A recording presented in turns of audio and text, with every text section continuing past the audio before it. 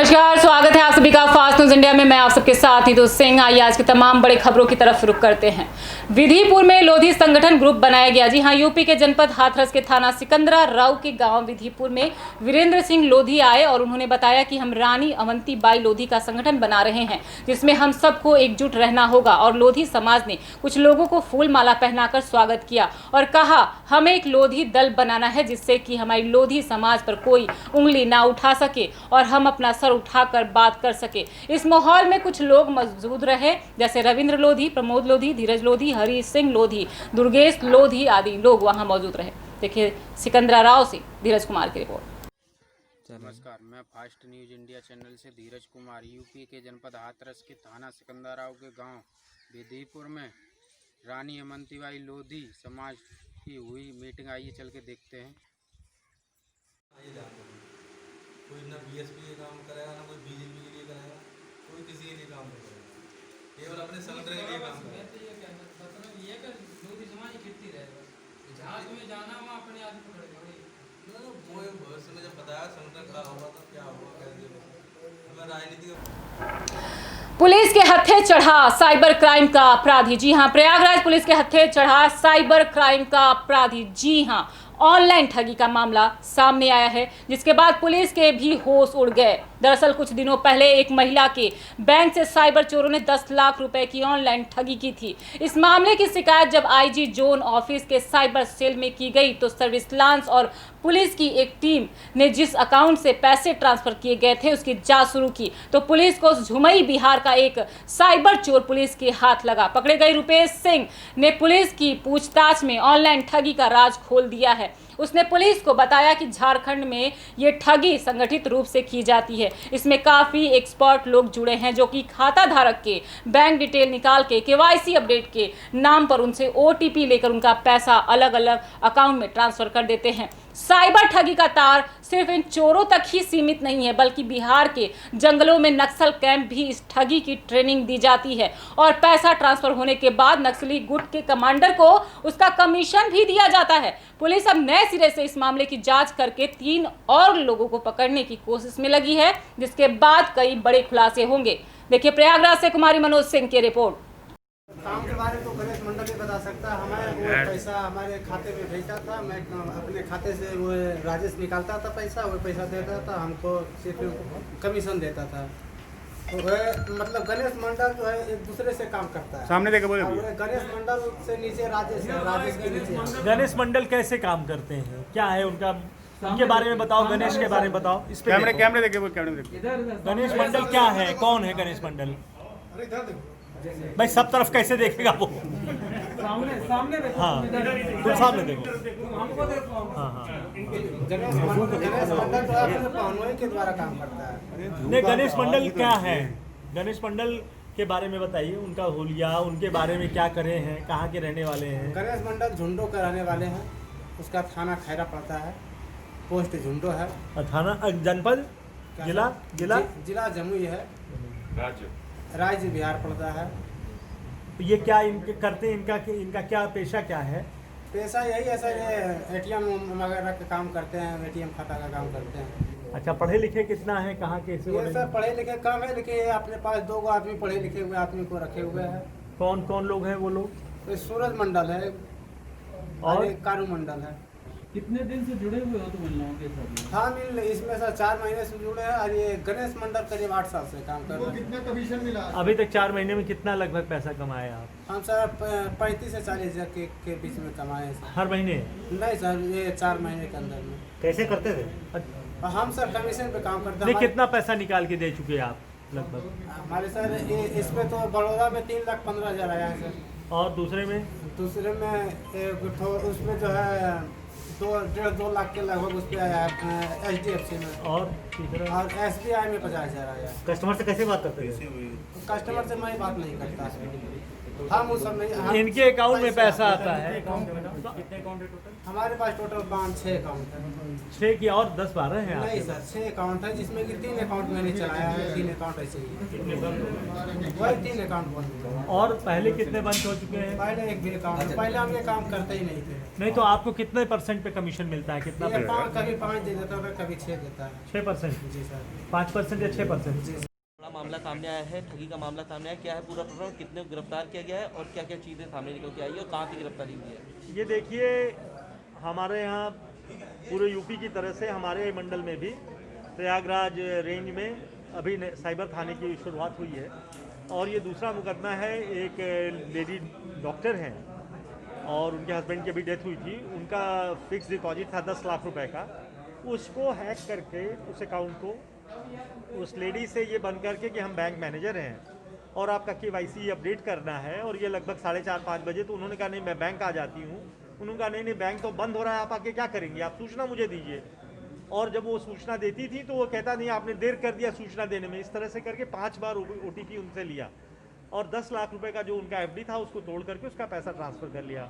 और वो पैसे जिन जिन अकाउंट्स में गए उन अकाउंट से वो फर्दर आगे दूसरे अकाउंट में पैसे गए और इस तरह से लग करके 10 लाख रुपए बदमाशों ने, अपराधियों ने निकाल लिए। जब जैसी भी सूचना हम लोगों को मिली, हम लोगों ने मेल किया कि जिन जिन बैंकों में पैसे गए थे कि उन पैसों को स्टॉप किया जाए। और अंत तक हम लोग जब उस अकाउंट्स का हम लोगों ने सर्वे किया, चेक किया, तो पता चला किसी में 800 रुपये, किसी में 200 रुपये, किसी में 300 रुपये, सारे पैसे निकल गए थे। लेकिन जो बड़े अकाउंट थे जिसमें पैसा निकल गया था, उनका जब ट्रेस किया गया तो पता चला बिहार में जमुई एक जिला है, वहाँ पर पैसा है। फिर वहाँ की पुलिस से संपर्क करके उन अपराधियों की पहचान कराई गई और फिर लोकल पुलिस के माध्यम से उनको अरेस्ट किया गया।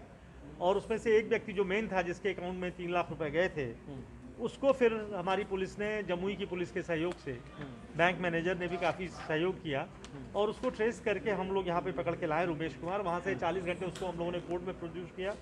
फिर 40 घंटे का उसका ट्रांजिट रिमांड मिला है। तो आज उसका मेडिकल करा के हम ले जा रहे हैं। तो उसने पूरी बताई कि वहाँ पर एक बहुत बड़ा गैंग है मंडल लोगों का, और जिसमें वो लोग उस गांव के लोगों को फंसा करके उनका अकाउंट खुलवाते हैं विभिन्न बैंकों में, और कमीशन के आधार पे 6%, जितना पैसा उनके अकाउंट में आता है उसको लेते हैं और 6% पैसा देते हैं। तो इसके अकाउंट में 5 अकाउंट्स में कुल 5 लाख रुपए गए थे, जिसमें गुजरात के भी इनके अकाउंट से, गुजरात से पैसे आए हैं, बॉम्बे से पैसे आए हैं, यूपी से गए हैं। और इस तरह के वो बता रहा है कि 50 लोग हैं जिनके अकाउंट ये लोग खुलवाते हैं और सबको 5 से 6% कमीशन दे करके उनसे पैसा ले लेते हैं। और ये एक बड़ा गैंग है जो जमुई और अगल बगल के जिलों में काम कर रहा है। मास्टरमाइंड कौन है इसका? क्योंकि ये अभी एक मंडल का ग्रुप है जिसमें उनके बहनोई लोग हैं, कुछ नए लड़के हैं जो लोग बेसिकली IT से जुड़े हुए हैं, पढ़े लिखे हैं, लेकिन गांव के और भी अन्य लोग जो उतने जानकार नहीं, उनका अकाउंट नंबर वो खुलवाते हैं, उसमें पैसे मंगाते हैं और कमीशन के आधार पर उनको पैसे देके पैसा निकाल लेते हैं। सर, जिनका 3 लाख रुपए गया था, ये कौन है, कहाँ के थे और कैसे आप लोगों को सूचना आई थी कि नहीं, 10 लाख रुपए यहाँ पे जो 10 लाख रुपए जो लेडी का गया, वो एक डॉक्टर साहब थे, मल्होत्रा साहब, उनकी वाइफ थी, उनकी डेथ हुई। तो उन्होंने जो पैसा मिला था उसको FD में और जगहों पे इन्वेस्ट किया था। तो ICICI बैंक से उनका FD तोड़ा गया, आगे उनका अकाउंट हैक किया गया, वो FD पता की गई। फिर FD के बारे में इनसे ये उसको अपडेट करने के लिए इनका KYC इनसे सूचना ली गई, जो OTP जिसको कहते हैं, और 5 बार इन्होंने OTP शेयर किया। गलती यही है कि लोग अपनी OTP शेयर करते हैं, और जबकि कोई भी बैंक, कोई भी इंश्योरेंस एजेंसी, कोई भी जो गवर्नमेंट रिकॉग्नाइज्ड एजेंसीज है, वो कभी फ़ोन से कोई सूचनाएं नहीं लेते। तो मेरा आपके माध्यम से ये कहना है कि कोई भी अगर आपसे फ़ोन से कोई सूचना मांगता है आपके बैंक के बारे में, आपके ATM के बारे में, आपके डेबिट कार्ड के बारे में, आपके फिक्स डिपॉजिट के बारे में, आपके इंश्योरेंस के जो पॉलिसी नंबर है, ये सब शेयर नहीं करिए, क्योंकि आप शेयर करेंगे तो हो सकता है आपका अकाउंट हैक करके आपके इंश्योरेंस कंपनी से पैसा ले ले, उसको लोन ले ले, जो भी आपके बॉन्ड्स हैं, जो भी आपके शेयर्स हैं, जो आपके फिक्स डिपॉजिट्स हैं, उसको वो क्रैक कर सकता है। सर, ये पूरा हाईटेक टेक्नोलॉजी का इस्तेमाल हुआ है, फेस डिटेक्शन भी वहाँ पर देखा जा रहा है कि जो चिन्हित लोग हैं बस उन्हीं के माध्यम से गेट खुलता है। तो ये भी आप मानते हैं कि एक बड़ा ये टेक्निकल इनका जी, ये बहुत बड़ा टेक्निकल काम है जिसमें IT से जुड़े हुए लड़के इसमें लगे हुए हैं। और इसके लिए मैं यही कहूँगा कि बैंक्स को भी, कि जिनका एक बार बैंक अकाउंट बंद हो, उनके फिर किसी बैंक में अकाउंट न खुले, उनके रिश्तेदार, उनके लड़के के नाम से, उनकी पत्नी के नाम से भी अकाउंट न खुले। और KYC में ऐसा कोई लिमिट हो कि अगर बाहर से पैसा आ रहा है तो उसकी एक लिमिट के बाद उसको पूछा जाए, जिस आदमी से पैसा आ रहा है, क्या आपका पैसा आपने दिया है? माने इस तरह के चेक्स बनाने पड़ेंगे आपको कि 40,000। मुबारकपुर गांव निवासी गौतम लापता। जी हाँ, यूपी के जौनपुर जिले के खुटहन थाना क्षेत्र के मुबारकपुर गांव की निवासिनी पार्वती पत्नी रामाश्री गौतम है। पार्थिव का लड़का गौतम उम्र 26 वर्ष शाम को साइकिल लेकर घर से निकला, लेकिन आज तक घर वापस नहीं आया। पार्थिव नाथ रिश्तेदारी में खोजबीन की एवं पूछताछ की, लेकिन कहीं नहीं मिला। पार्थिव का लड़का मंदबुद्धि का है। पार्थिव ने इसकी तहरीर थाने पर दे दी है। पुलिस खोजबीन कर रही है। देखिए खुटहन से शिवसेंद्र यादव की रिपोर्ट। इसे क्या दिक्कत है आपको? भैया ये दिक्कत बा कि लड़का हमार छुप के दिन 7 बजे निकल हल्ला झगड़ा ना कर रहन और 7 बजे निकलन है। बहुत दूर ले हेरे नाम फिर रिश्तेदारी फोन कई हेरे नाम है। ये बात है। इसकी सूचना थाने दी हैं आप? हाँ साहब के बहन तुझे दे के आवत। अच्छा। क्या नाम है आपका? पार्वती। कहाँ से हैं? मुबारक। प्रधान की लापरवाही, मजदूरों का पैसा फंसा। जी हां, मनरेगा खती का मजदूरों का पैसा ना मिलने से परेशान है मजदूर। मनरेगा खती का मजदूर का पैसा ना मिलने से परेशान है मजदूर। ग्राम पंचायत नारायणपुर गांव का, जहां पर काम किए गए मजदूरी का मनरेगा खती का पैसा नहीं मिला।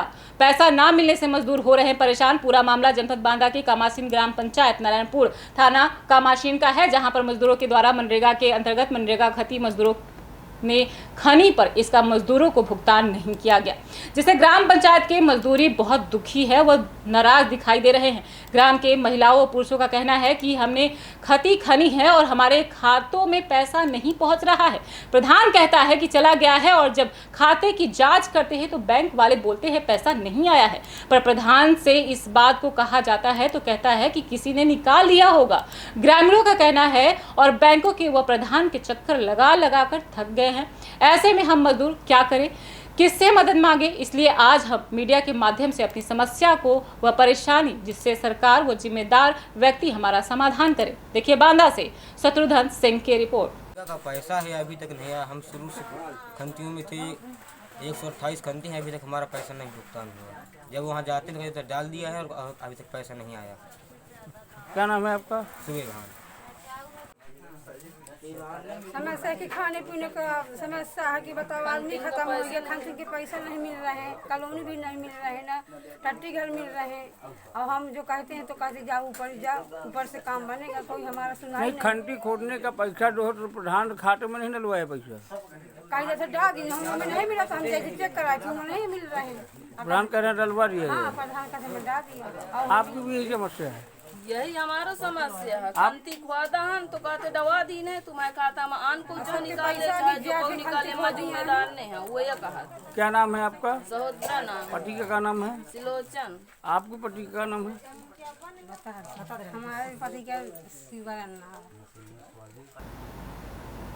टूटे पुल से आए दिन राहगीर हो रहे चोटिल। जी हां, हम बात कर रहे हैं अमेठी की, जहां उत्तर प्रदेश सरकार सभी गांव कस्बों की छोटी बड़ी सड़कों से शहरों को जोड़ रही है। वहीं अमेठी जनपद के ब्लॉक बाजार सुकल के इस मार्ग को आप देख सकते हैं, जहां ग्रामीणों ने बताया कि लगभग 5 वर्षों से लोग इसी टूटी पुलिया से निकलते हैं, चोटिल हो रहे हैं और आए दिन लोग गिरकर चोटिल होते हैं। वहीं विभाग मरम्मत के नाम पर इसको रिपेयर करके हर बार इतिश्री कर लेता है। ब्लॉक बाजार शुक्ल क्षेत्र में पूरे भाले गांव से पूरे सिवा सिंह होकर इन्होना से सुकुल बाजार मार्ग पे जोड़ने वाली सड़क पर टूटी पुलिया से आए दिन राहगीरों को चोटिल होना पड़ता है, जहां विभाग की तरफ से कोई भी ध्यान नहीं दिया जा रहा है। काफी लंबे समय से कई बार टूटे पुल की मरम्मत कर दी जाती है तो कुछ ही दिनों में फिर से टूट जाता है, जिसकी वजह से आए दिन आवागमन लोगों का प्रभावित हो रहा है और राहगीर जर्जर पुल से गिरकर चोटिल हो रहे हैं। जहां ग्राम वासियों ने बताया कि लगभग 4-5 साल से यह